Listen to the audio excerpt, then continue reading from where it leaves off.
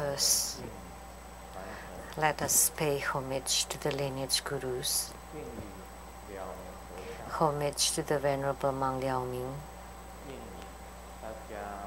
homage to Master Sakya Zhengkong, Dilsung Rinpoche, homage to the 16th Karmapa, and homage to Master Dupten Dorji. Homage to the three jewels of the altar, and homage to the main deity of good practice this evening, Vairocana Buddha, Buddha Lokana, Amitabha Buddha, and Padma Kumara.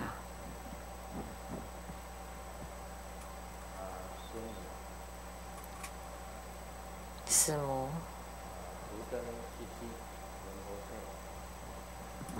Dupten Siddhi Rinpoche,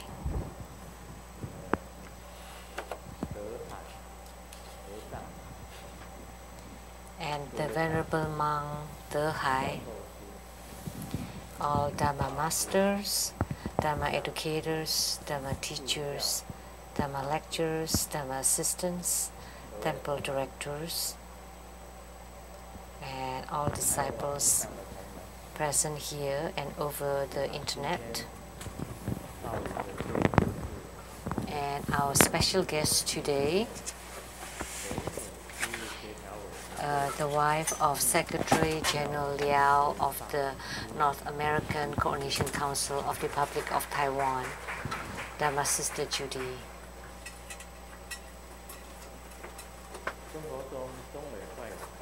And the accountant to the True Buddha Foundation, Dharma Sister Teresa.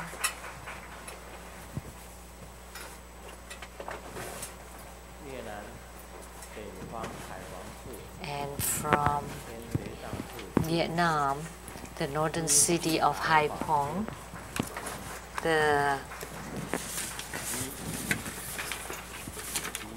Hai Tien Li Zhang Temple there, the abbot, the Venerable Si Xu Bai, and his followers. And from the professors groups of True Buddha School, the Taiwan Dzogchen University, the special professor Wang, and his family members, Dr. Zhou,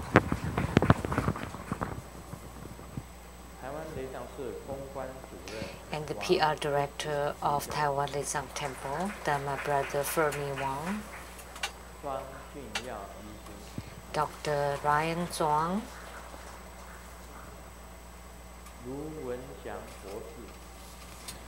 and the Doctor of Philosophy Lu Wenxiang,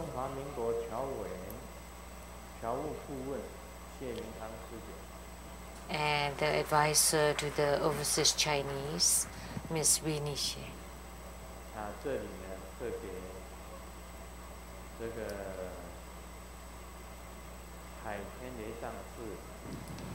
And especially the abbot of Hai Tien Li Zhang Temple, he has established 4 temples in Vietnam.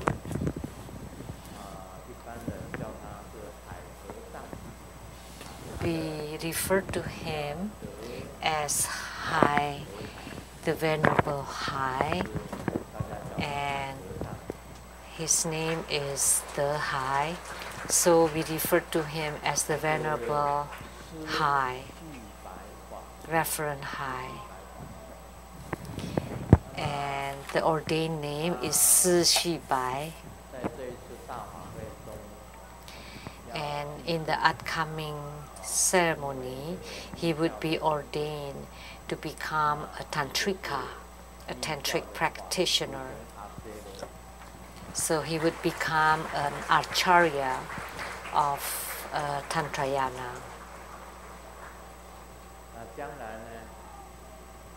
And in the future, all of his disciples, he also have many disciples, about thousands. He has ordained many other monks, and in the future they all would wear the same Lama outfit as we do.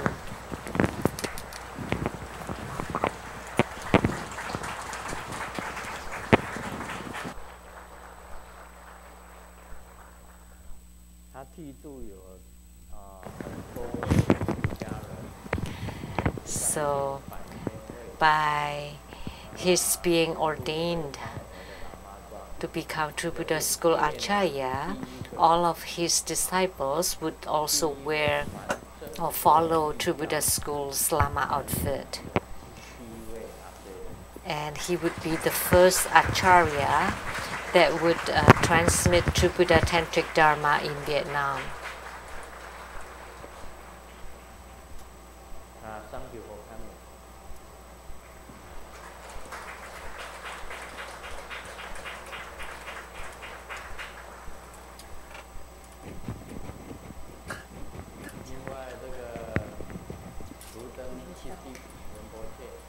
And Dupten City Rinpoche.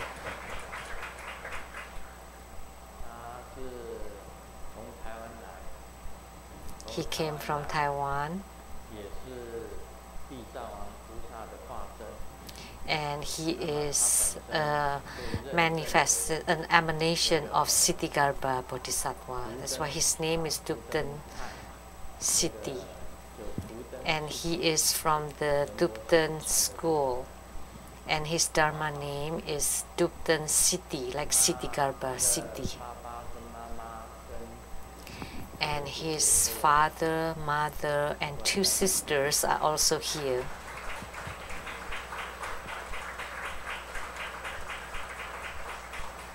Where are they? And thank you for coming.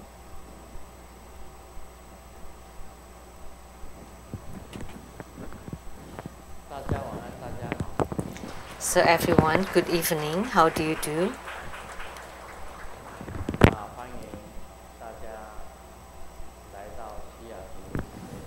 Welcome everybody to this head temple of True Buddha School, the Seattle Lizang Temple.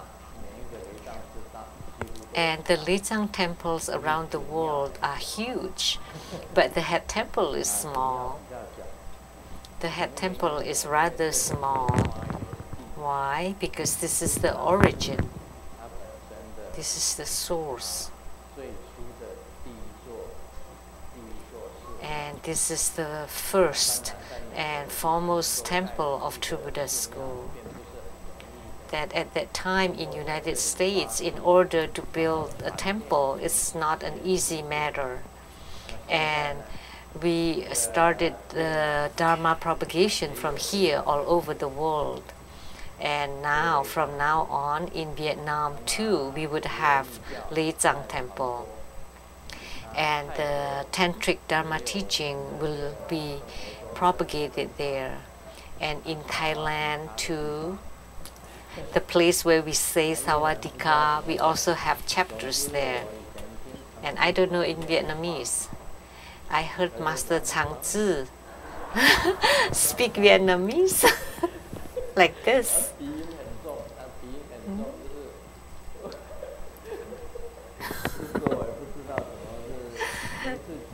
And every time I asked him to recite 1, 2, 3, 4, 5 in Vietnamese, and he went, oh. It has a lot of nasal sound in Vietnamese. And we have people that can speak Vietnamese here. Master Lien Zhao can speak Vietnamese. Master Chang Zi and Reverend Lien Yu.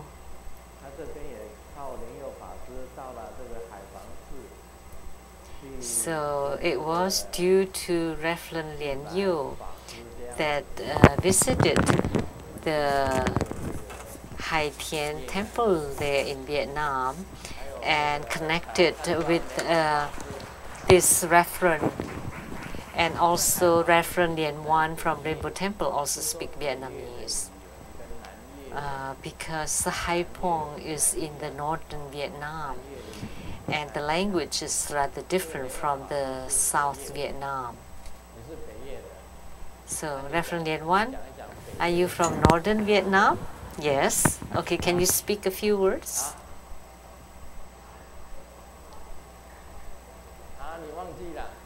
You forgot?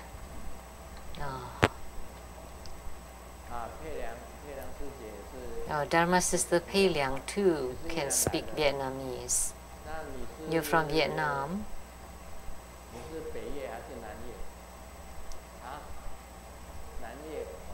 South Vietnam. How about Dharma Sister Vinny? Also from Vietnam. Also South Vietnam. So you opened a Vietnamese restaurant called the Little Saigon in Seattle.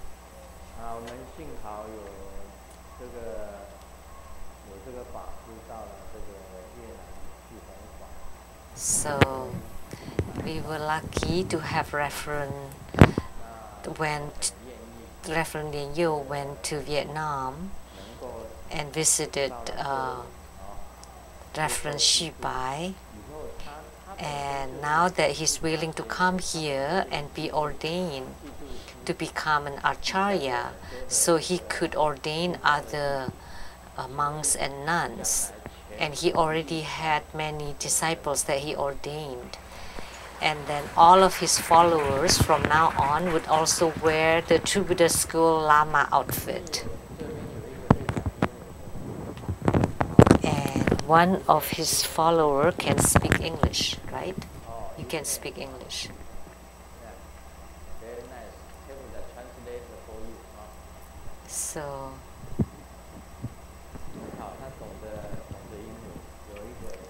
So he understands English, that's good.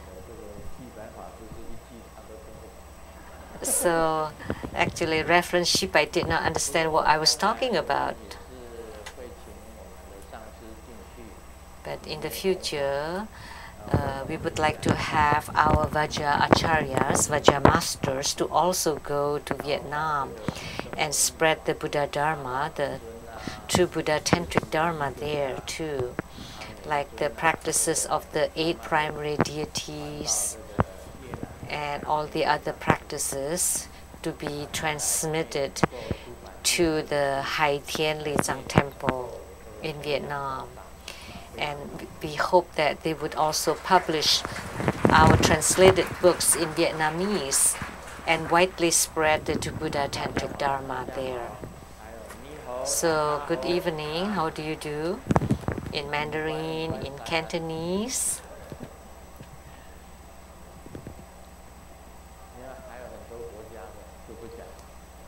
And we also have many other visitors from other countries.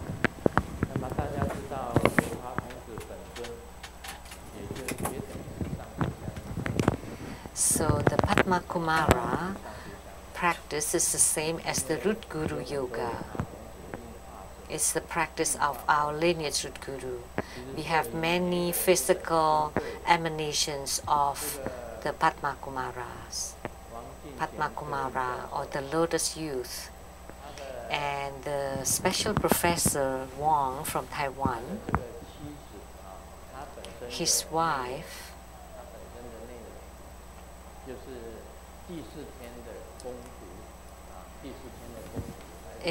was a prince from the Tushita heaven. So she is a reincarnation. And his son is a reincarnation of Akalanata, the immovable Vajra. And they live in Jiayi, Taiwan. And Dr. Wang Qingxian is a reincarnation of Padma Kumara. And they live in Jiayi, and the ancient name is Zhulo, and in Japanese it is called Kagi, in a city called Jiayi in Taiwan, south of Taichung. And in the future, they would have a chapter and called Fa Hua chapter. And because in Jiayi, there are not that many people spreading Buddha Dharma there. So in the future, they would establish a chapter there and would do the Dharma work for True Buddha School in the future. Thank you. They are also very special. And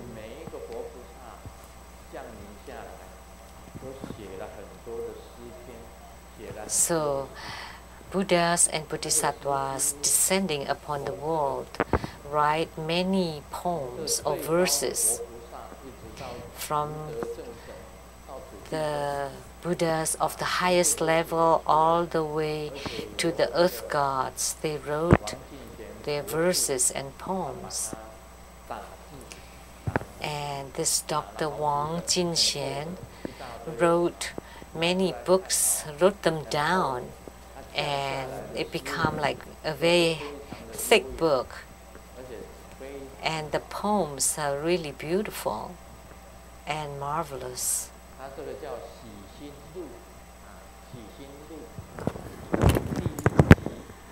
It is called the records of the hearts.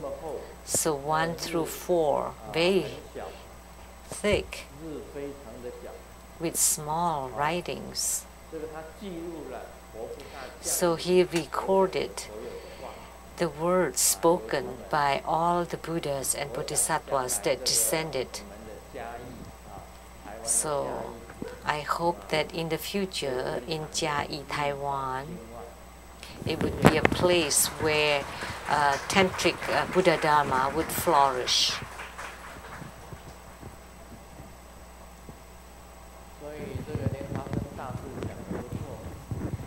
So what Guru Padmasambhava said was correct, that when the iron bird fly, that the Tantric Dharma will flourish. So at the time of Guru Padmasambhava, there was no planes. There were no planes. So the iron bird flying, that means planes. So at this time, the Tantric Dharma will flourish. So now we would have many Rinpoches, whether they're Tibetan Rinpoches or Western Rinpoches or Eastern Rinpoches.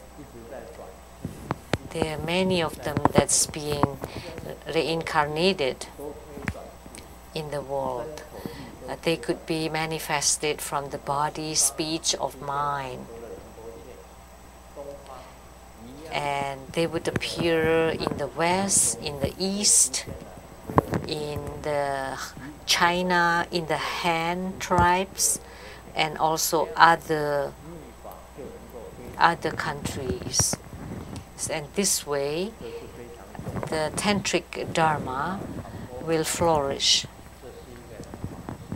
So it is a good thing that Tantric Dharma now is open to public, because the Tantric method is very swift, very fast. It's very fast to gain spiritual response, to gain attainments and fruitions. So with great earnestness and sincerity, then you would gain spiritual response, great spiritual response, fast. But if you have no reference, no respect, then you will not be able to gain any responses. But if you have great respect and sincerity and purity, then you would be able to gain spiritual response. Otherwise, you are contaminated. So if you're not pure and you don't have respect, then of course you will not gain any fruition. Even if you are an acharya, a Vajra master, but if you don't have pure faith, then you would not gain any spiritual response. There is no use. Even if you become a Vajra master or Vajra acharya, you will not gain any attainments. Maybe you would digress instead. But if you have pure faith, that in the eyes of the Buddhas, doesn't matter what you were poor, then you would have a really fast attainments. And without pure faith and respect, you will not be able to practice the Dharma.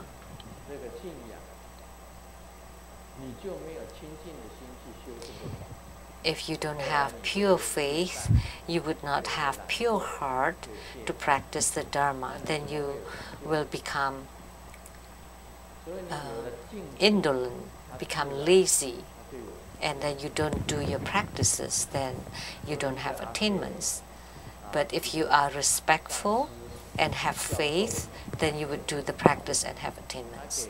So as an acharya or master or guru, that when he gives or confer empowerment to the disciple, and the disciple has a pure heart, pure faith and respect, then in his practice he would have attainment.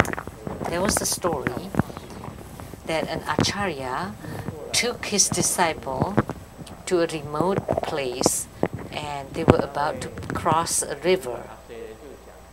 And the acharya, the master, said, if you have pure faith and if you do your spiritual cultivation practices, then you can cross the river.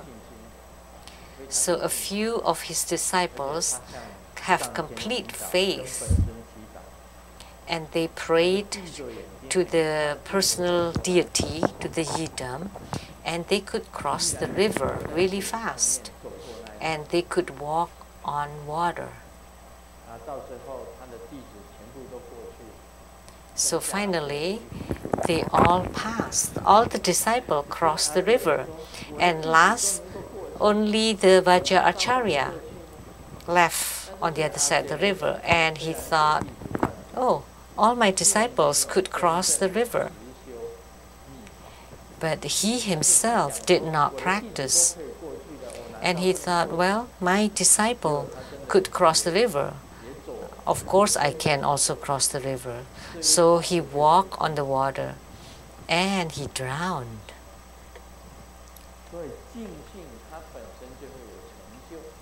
So with pure faith, you would have attainments.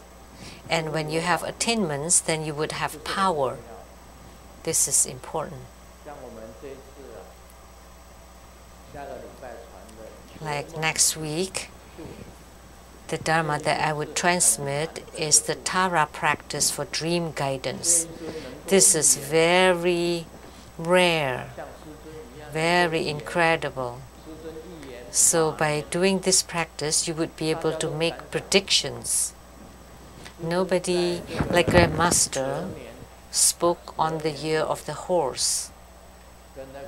At the end of last year, the end of the year of the snake, I was interviewed by a talk show host, and I told them that in the year of the horse, 2014, there would be wars, there would be epidemics. I dared to say, to speak, but True Buddha School media did not want to publish it. What about wars? We haven't had wars for many years. How could we publish that?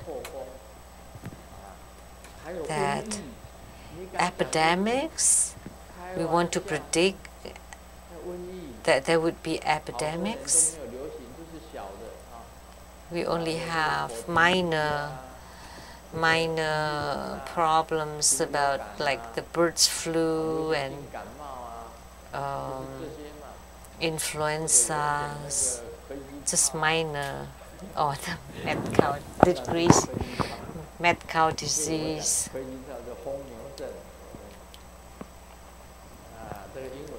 Of course, I don't know what it is in English, not crazy cow. Only I would say crazy cow. I've told this joke before. There are two cows talking to each other, and one of the cows said, "Hey, the mad cow disease is going around." And the other cow said, "Oh, don't worry. We are not cows, we are horses." Actually, he's already infected with the mad cow disease. That's why the cow said that he was a horse.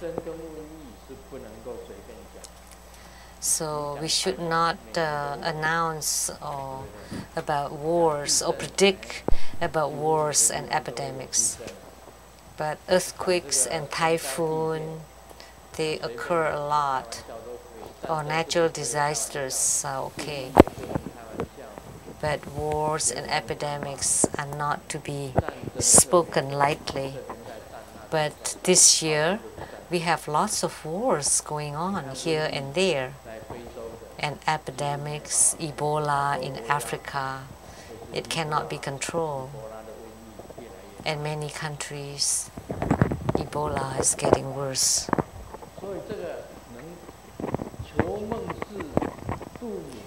So this dream guidance Tara is a very special Tara practice. If you don't come to attend, it is a pity. You know, after you receive the empowerment of this dream guidance Tara, it would be easy for you to gain spiritual response with Tara. And if you follow the practice procedure and do it according to Grandmaster's teachings, that at night when you sleep, the dream guiding Tara would appear and would tell you. So if you have a problem or an issue, you can pray to Tara, this dream guiding Tara, and they would appear to you in your sleep, in your dreams. For example, if you ask for your father, mother who had passed away, where they have gone, or your ancestors, where they have gone to, Tara will tell you if you ask her by doing her practice. So will this business succeed or fail? Then you ask this dream guiding Tara in your dream, she would tell you. Then you would know whether you want to go ahead or not. So this is a really good thing, good practice. If you want a son and you ask this dream guiding Tara, she would tell you, will I have children? How is my luck? You don't need to ask me anymore. You can just ask the Tara. So let's say your lawsuit, will you win or lose? The dream guiding Tara will tell you. So will you get better? Will your sickness be cured? This dream guiding Tara will tell you. You know, in our lives, what we want to know are typically, will I earn more money? Will I win my lawsuit? How many children would I have? How many sons and daughters? What kind of success my children will have? And your sicknesses, will you get better? Your lifespan, your health. lots of issues that you have. All of you want to ask about this stuff.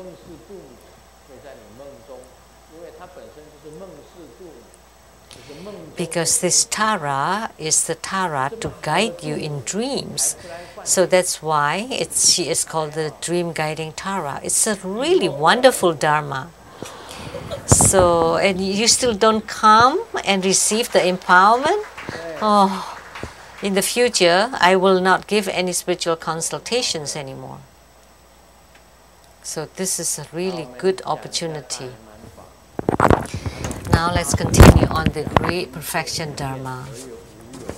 And his 8th merit is subduing or subjugating all kinds of demons and enmities, hatreds, enemies, resentments, hostilities. Because in Great Perfection Dharma, there is no maras, no demons. If you comprehend the Great Perfection Dharma, you would know that there are actually no maras. Because do you know, maras only appear when you attract them. Because you have maras in your mind, in your heart. We always say, whether it is good or bad, whether it is good fortunes or bad luck, they're all created by your own mind. Mind your own business. Don't mind other people's business too much. And especially, never mind Grandmaster's business. You know, some people are just too much. They mind Grandmaster's business too much, and sometimes they mind Simu's business. So, no matter what, whether it is auspicious or disastrous, Grandmaster and Simu would know by themselves. So, in terms of other people's business, if they do good, we want to make it known. If they do bad, don't talk about it. You know why? Because everything has its own retribution. Everything is karma. They would be punished in hell. So it's none of your business. It's that person's business. You mind your own business. And please do not mind Grandmaster's business. Whatever happens to Grandmaster, the Buddhas and the Bodhisattvas and the Yama King will take care of them. So you are as disciples, you should not mind Grandmaster's business. Well, in that case, you will not have success in your spiritual cultivation. If I don't bestow blessings to you, how could you gain spiritual response? So Grandmaster has conferred empowerments upon you. So it's none of your business, really. Grandmaster's business is none of your business. So mind your own business. In spiritual cultivation, the most important thing is mind your own business. If you create the bad karma, you suffer the retribution yourself. Even when you're so close as a couple, you still have to suffer the retribution yourself. So if it is the husband or the wife that make mistakes, the husband or the wife has to take care of them, take responsibility for them. So don't mind other people's business. And the 9th merit is turning the marvelous Dharma wheel and providing liberation to all heavenly and sentient beings. And we would have many people performing that in the future. Many people here. So Dad told Xiaoming, there's no need for you to go to school today. Last night, your mom gave birth to twin little brothers. So you should tell your teacher and take a day off. And the son, I would tell my teacher that mom only gave birth to one. Why? Because next week I would tell the teacher that there was another one brother, so I can take another day off. So great perfection Dharma is one. Enlightenment also one. There are no two stages. Not like Xiaoming said that he divided his day offs into two because the mom gave birth to two little brothers. But in great perfection Dharma, it is not divided or separated like that. So actually, these 10 merits are only one. They are not separate.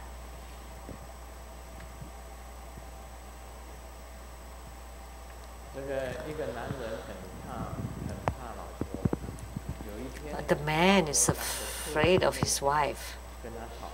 And one day, the wife was arguing with him in front of a visitor and slapped him. And the husband tried not to be embarrassed, and he shouted and said, you dare to slap me again? And she did.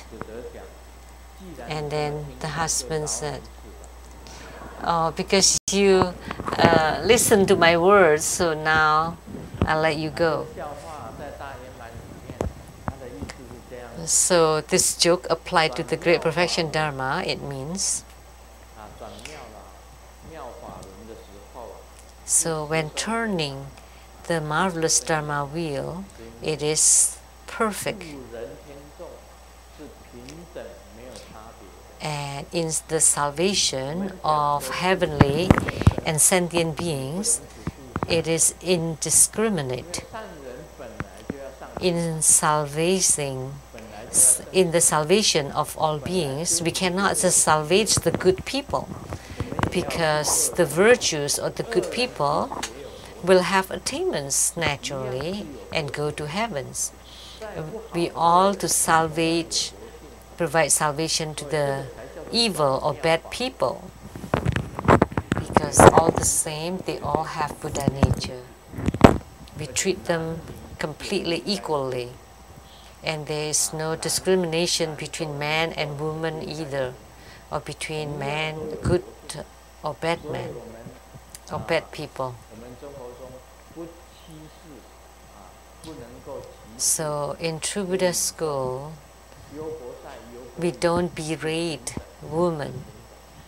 So male and female lay practitioners are equal, are treated equally.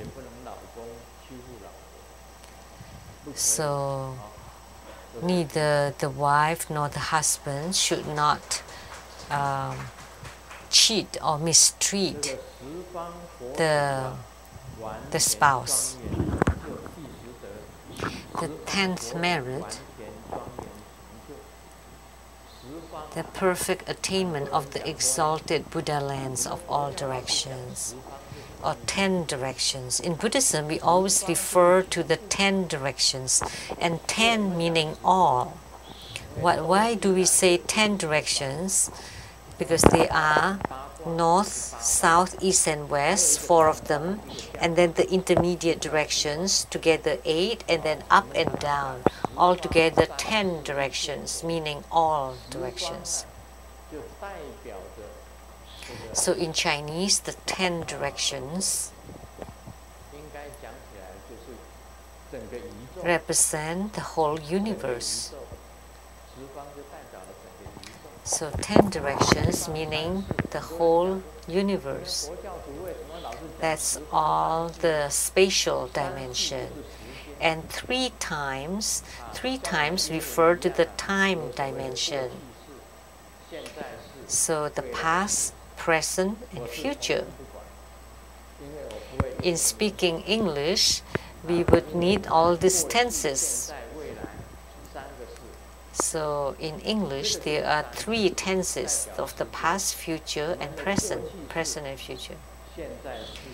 That's the time dimension. So, in Buddhism, we always refer to the 10 directions and 3 times, which mean it represents the spatial dimension and the time dimension.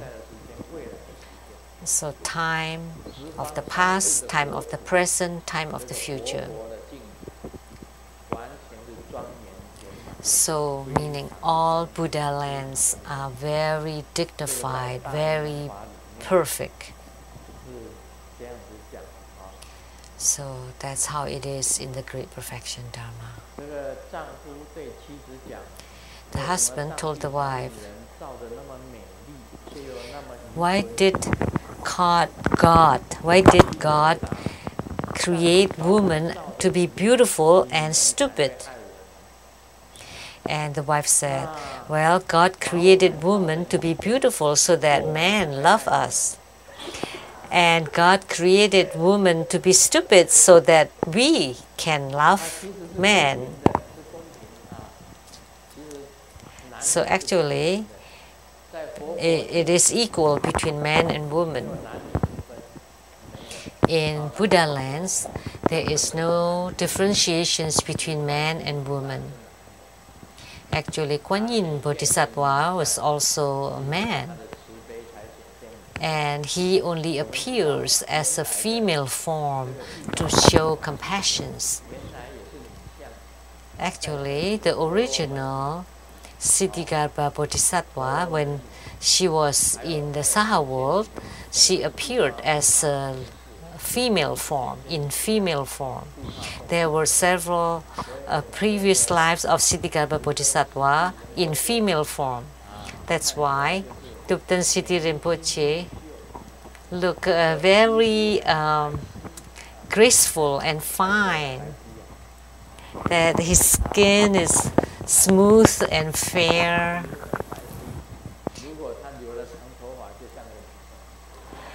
If he has long hair, he would look like a girl. But he also appeared as in male form. So either way, so Kuan Yin Bodhisattva, in the heavenly form, he appeared in a male form. Some deviant believers said that Kuan Yin Bodhisattva is neither man or woman, neither male nor females. But actually for us, there's no differentiations between males and females. And in Tantrayana too, that the males, we call them as the Buddha fathers, and the females, we call them Buddha mothers. They are all equal. So perfect attainment. Whether you're males or females, if you have attainment, that would be perfect attainment.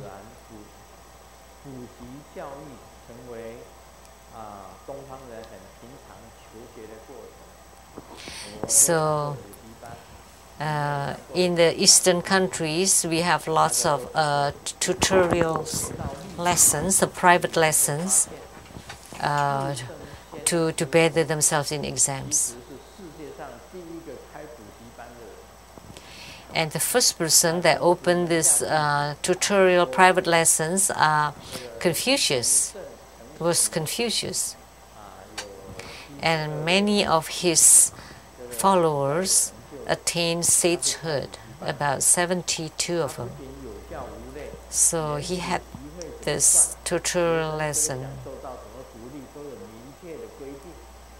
And he had rules for everything, including the tuition and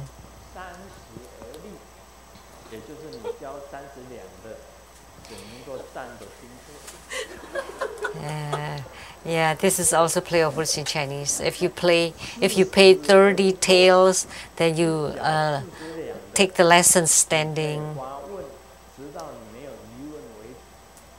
If you pay 40 taels, then you can ask questions until you have no more questions. And if you pay 50 taels,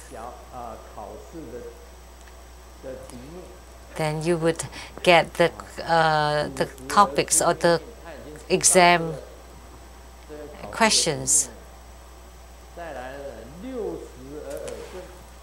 If you pay 60 taels, that during exams, the teacher will give you hints on the answers.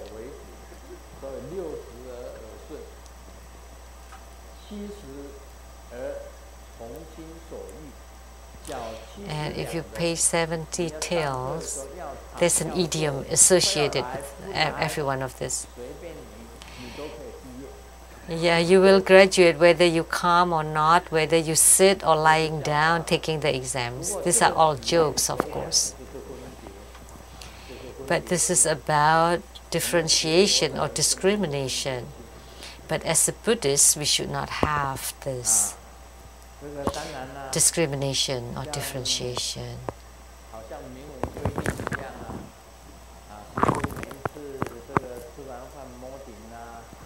So, like after dinner, when Grandmaster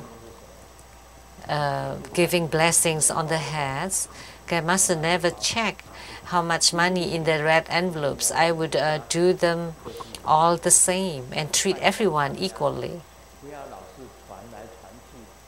But please, don't tell each other that $1 is good enough.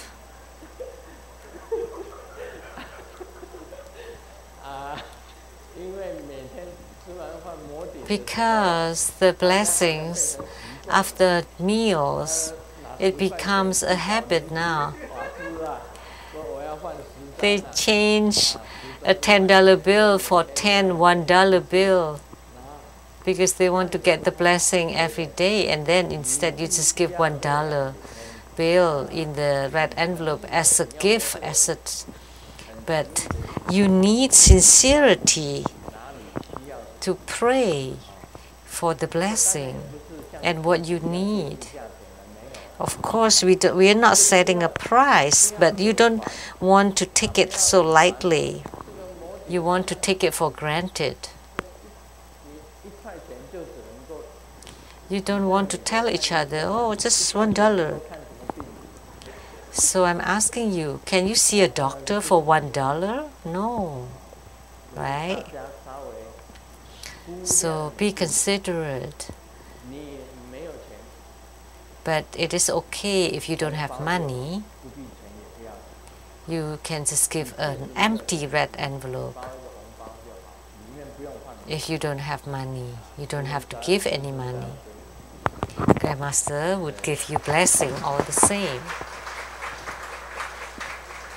But you want to be proper, because Grandmaster has to be equal to everyone, toward everyone. If you're rich, you don't want to be you don't want to be like a stainless steel that you will never stain. Doesn't matter how you're being paid. In Japanese, it's called kejikusai. It's stainless steel.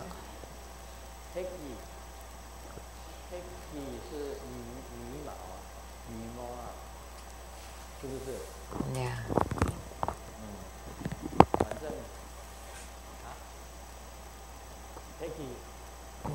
No.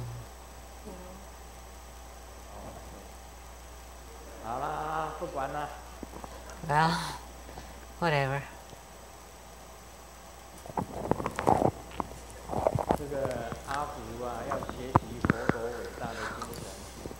So, Afu was learning the spirit of the great Buddha.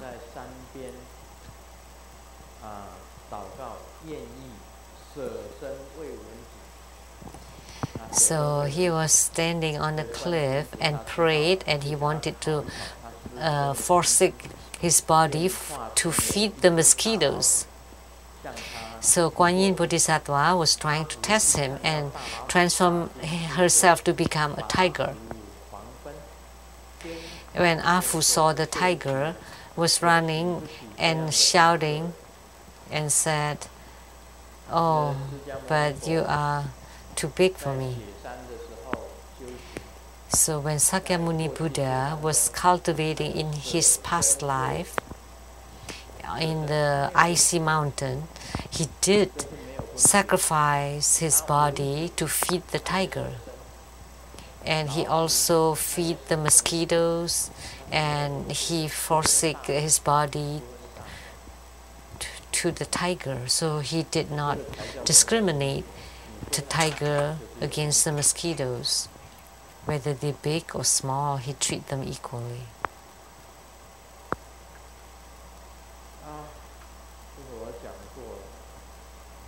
I've told this joke before.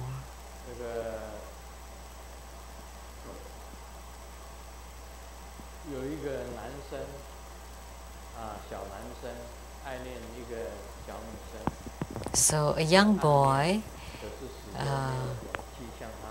was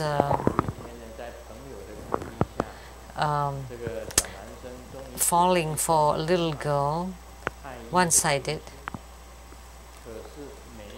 and he was trying to write a love letter,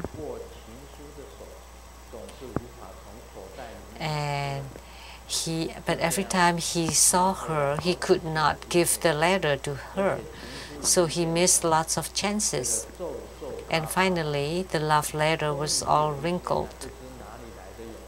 And then one day, he got the courage, and when he saw her coming, immediately he put in the crumbled paper onto the hand of the girl and then ran away.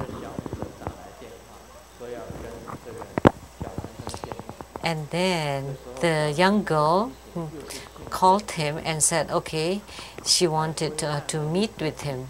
And he was very nervous, and they met in a very dark street.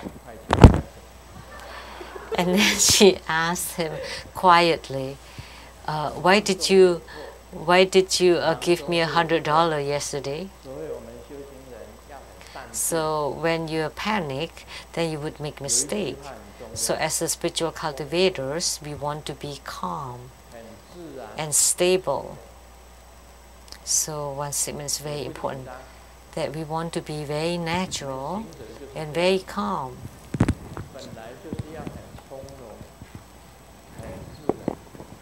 So as a spiritual cultivator, we have to be like that. We want to be relaxed, calm.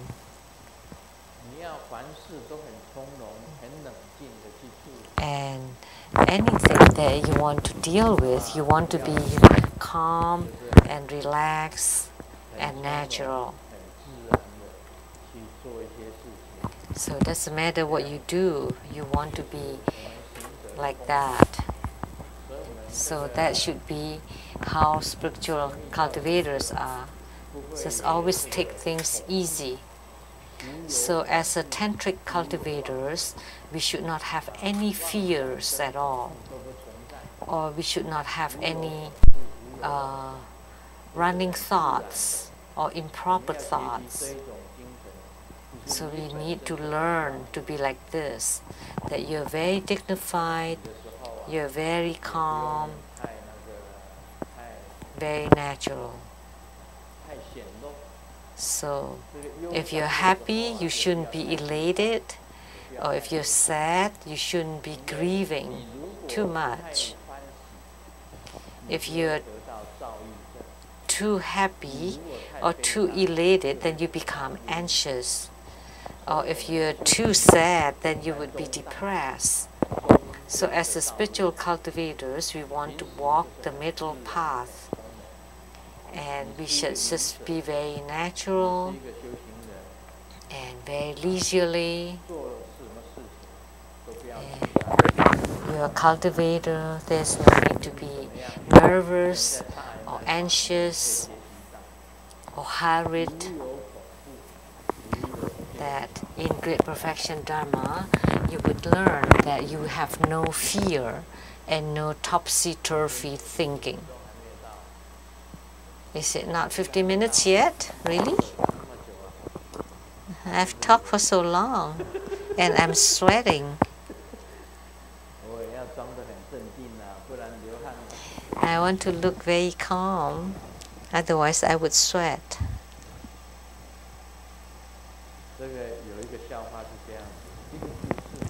This is a story. Long, long ago, there was a young man that asked a woman, "Would you marry me?" And the girl said, "No." And from then on, the man, he lived happily ever after. And he rode on a bicycle to go fishing, hunting, and to play balls, drink beer and whiskey, and save his money in his own accounts. And he doesn't have to worry about the toilet seats. And he farts whenever he wants. And that's the end of the story. So what it means here, as a spiritual cultivator, you want to be all by yourself. And you cultivate yourself. You cannot control whether your spouse is practicing or not, whether your children are practicing or not. You practice for yourself. Then you would live happily ever after. But if you try to manage or control others, whether they cultivate or not spiritually, then you would start to suffer. So think about this, ponder on this. Just mind your own spiritual cultivation. Don't worry about others' spiritual cultivation. It's their business. Whether your son want to cultivate or not, they would come if they want to. Your grandchildren too. They would come if they want to. You don't want to mind their business, whether your son, your daughter, your wife are cultivating spiritually. Because spiritual cultivation is the business of yourself, of your own, then you would live happily after. If you get a husband or if you get a wife, then your happiness will decrease. Many people say, yes, right. Especially Pei Liang, she cried out loudly, yes. So just mind your own business.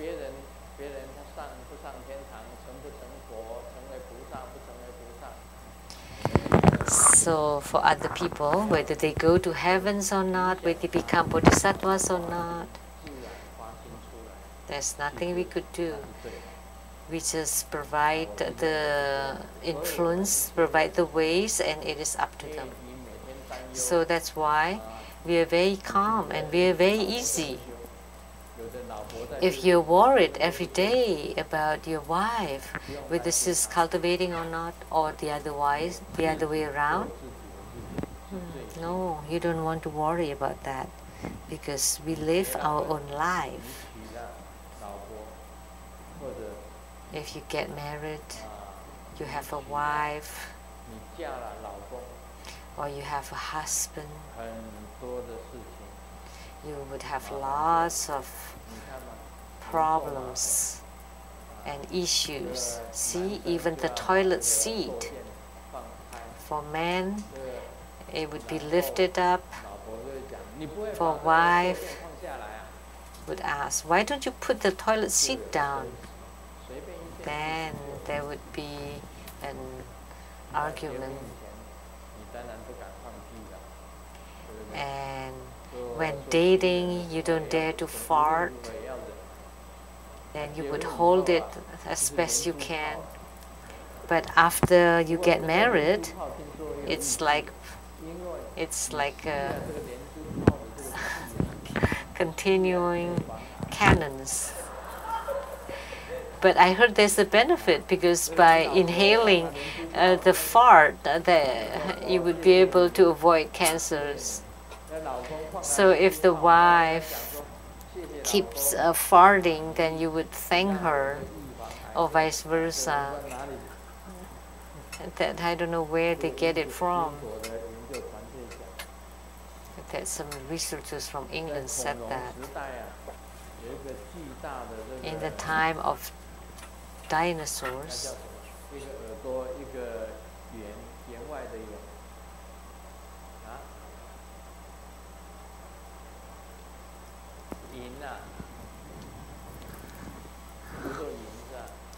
there was a huge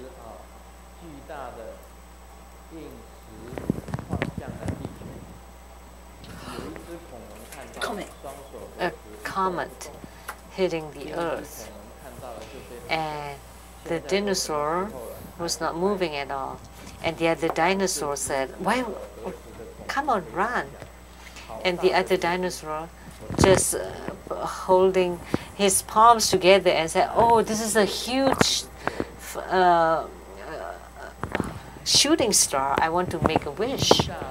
So who is right, who is wrong in this case? There was a huge comet, like a shooting star, hitting the Earth. Doesn't matter where you run, it's the same. So it would be better if you just join your palms and say Namo Amitabha. That's all for today. Om Mani Padme Hum.